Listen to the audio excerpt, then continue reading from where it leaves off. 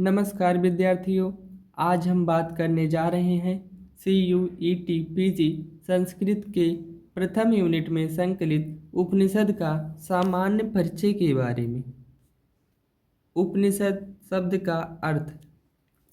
उपनिषद शब्द उप और नि उपसर्ग पूर्वक सद धातु से कोई प्रत्यय करने पर बनता है।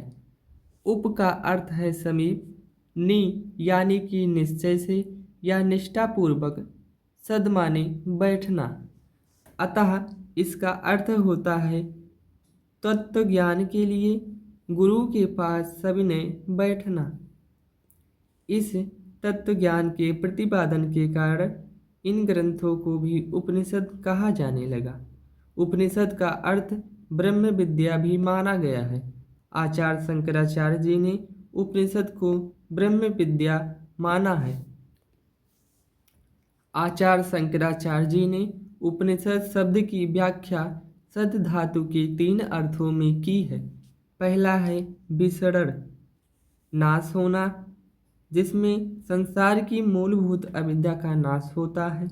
दूसरा है गति, पाना या जानना, जिससे ब्रह्म की प्राप्ति होती है या उसका ज्ञान प्राप्त होता है। तीसरा है अवसादन, शिथिल होना, जिससे मनुष्य के दुख या बंधन शिथिल होते हैं।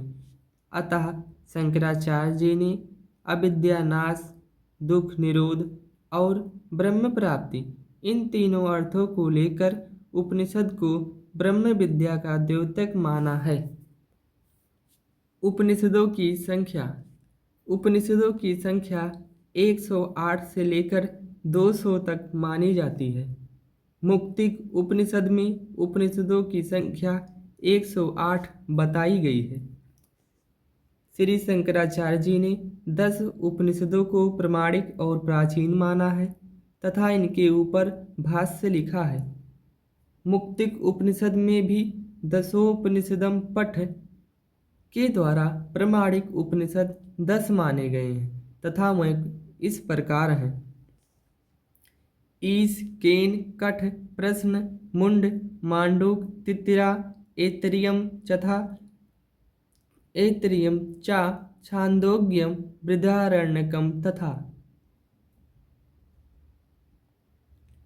ईश यानी कि ईशोपनिषद, केन से केनोपनिषद, कठ से कठोपनिषद, प्रश्न से प्रश्नोपनिषद, मुंडक से मुंडकोपनिषद, मांडूक से मांडूक्योपनिषद, तितिरा से तैत्तिरीयोपनिषद, ऐतरेयम ऐतरेयोपनिषद, छांदोग उपनिषद, बृहदारण्यक उपनिषद।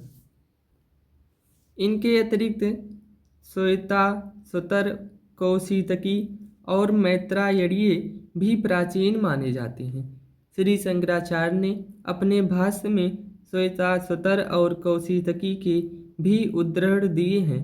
अतः इन तीनों को लेकर प्राचीन उपनिषदों की संख्या 13 मानी गई है। प्रोफेसर ह्यूम ने उपनिषदों की संख्या 13 मानी है। उनमें पूर्वोक्त 10 उपनिषदों के अतिरिक्त श्वेता, सुतर, कौशितकी और मैत्रायणीय उपनिषद हैं। दारा सिकोह ने 17वीं शताब्दी में 50 उपनिषदों का फारसी में अनुवाद करवाया था। उपनिषदों का वेदों के अनुसार वर्गीकरण। प्रत्येक उपनिषद का किसी न किसी वेद से संबंध माना जाता है। यह आवश्यक नहीं है कि उस उपनिषद में उस वेद से संबद्ध विषयों का ही वर्णन हो। प्रत्येक वेद से संबद्ध उपनिषदों की संख्या एवं नाम एवं उनके शांति पाठ का विस्तृत वर्णन मुक्तिको उपनिषद में प्राप्त होता है। इनकी संख्या 108 है। संक्षेप में प्रत्येक उपनिषद जिस वेद से संबद्ध है वह कुछ इस प्रकार है: ऋग्वेदीय उपनिषद, ऐतरेय उपनिषद, कौशितकी उपनिषद। आज 10 उपनिषद ऋग्वेद से संबंधित हैं। शुक्ल यजुर्वेदीय उपनिषद, ईश उपनिषद, बृहदारण्यक उपनिषद आदि 19 उपनिषद शुक्ल यजुर्वेद से संबंधित है। ईश से मतलब है ईशो उपनिषद से।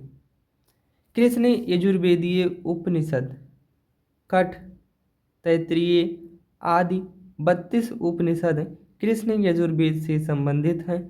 सामवेदीय उपनिषद केन, छांदोग्य आदि 16 उपनिषद सामवेदीय उपनिषद से संबंधित हैं। अथर्ववेदीय उपनिषद प्रश्न, मुंडक आदि 31 उपनिषद अथर्ववेदीय उपनिषद से संबंधित हैं। उपनिषदों का रचना काल। बाल गंगाधर तिलक ने ज्योतिष गणना के आधार पर उपनिषद का रचना काल 1600 ईस्वी पूर्व माना है। श्री तिलक ने मैत्रायणीय उपनिषद का काल लगभग 1950 ईस्वी पूर्व माना है। प्रोफेसर रानाडे के अनुसार उपनिषद काल की 2 सीमाएं निर्धारित की जा सकती है। पूर्व सीमा 12वीं शती ईस्वी पूर्व और अपर सीमा 6ठी शताब्दी ईसा पूर्व। प्रमुख उपनिषदों का संक्षिप्त विवरण। ऋग्वेद में 10 उपनिषद प्राप्त होते हैं। शुक्ल यजुर्वेद में 19 उपनिषद प्राप्त होते हैं। कृष्ण यजुर्वेद में 32 उपनिषद, साम वेद में 16 उपनिषद और अथर्ववेद में 31 उपनिषद प्राप्त होते हैं। ईशावास्योपनिषद का सामान्य परिचय। यह शुक्ल यजुर्वेद की कौड़ शाखा से संबंधित है। यह वाजसनेयी शाखा का 40वां अध्याय है। इसमें कुल 18 मंत्र हैं। ईशोपनिषद को ही ईशावास्योपनिषद कहते हैं। केनोपनिषद का सामान्य परिचय।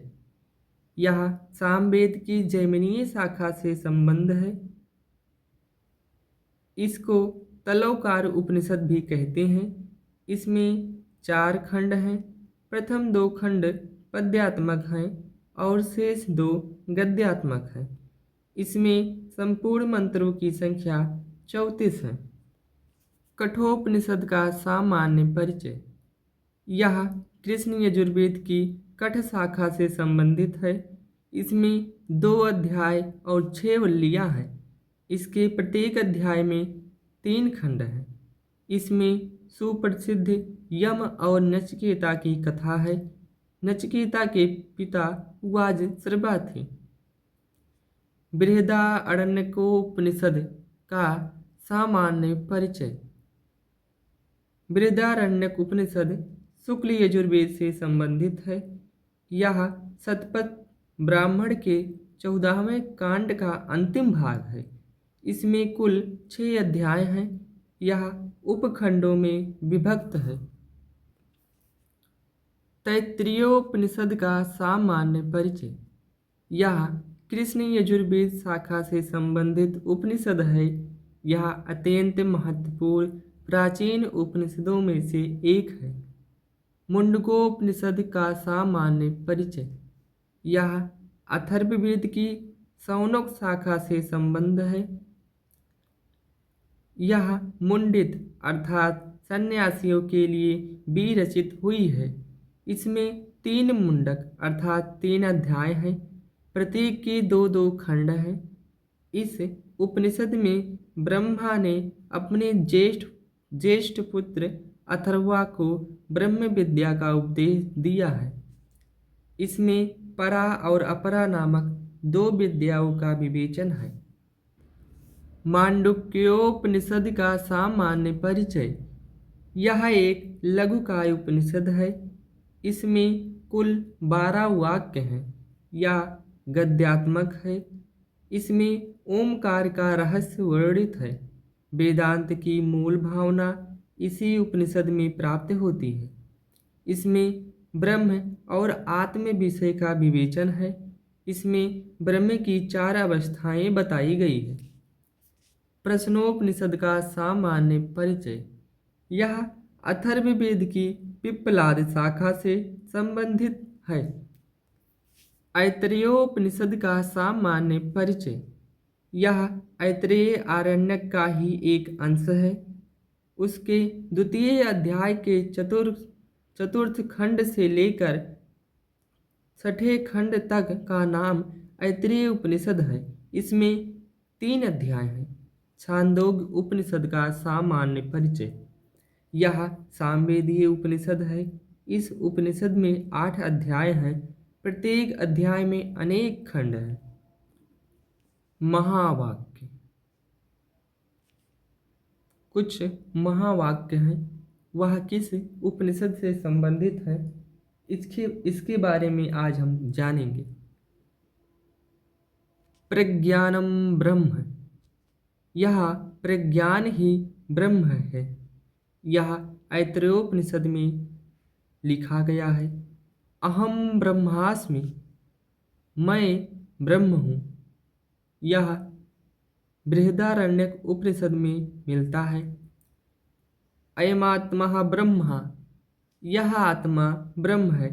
यह मांडूक्य उपनिषद से प्राप्त होता है।